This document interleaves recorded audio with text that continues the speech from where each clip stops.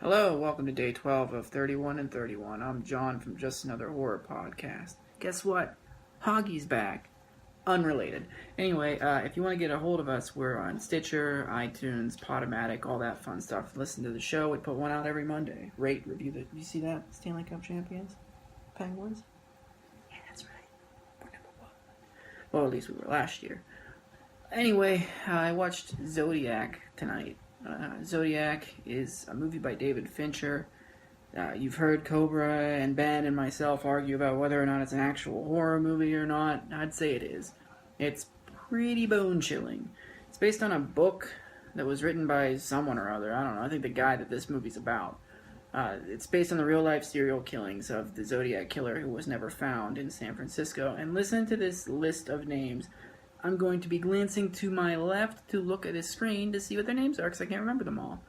Mark Ruffalo, Anthony Edwards, Robert Downey Jr., Brian Cox, Elias Kotier, and Jake Gyllenhaal.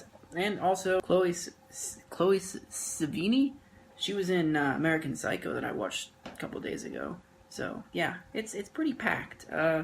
The movie is basically this author, news reporter guy trying to track down who's doing all these killings in San Francisco through the 60s and the 70s, and detectives that help him. And he meets all kinds of weird, shady characters, and they're never really sure who they're looking for. But by the end of the movie, they think that it's somebody named Arthur Lee Allen, and it just kind of leaves you on like a hanger, like a cliffhanger. Because they interview Arthur Lee Allen, and he definitely seems like the guy who did it, but they just don't have any evidence, and he dies before they can get any forensic evidence. I shouldn't say this like it's fictional, because this stuff all really happened, but that's how the movie goes. That's how it portrays it. I don't know how much of it is like, boosted for movie viewing, or how much of it is real, but there's some real spooky scenes in this movie, like when Jake Gyllenhaal goes into the basement of our favorite guy on this show, Brian Cox, and here's a bunch of movement going on upstairs and freaks out. It's pretty tense. It's pretty scary. The only complaint I have is like 2.5 hours long.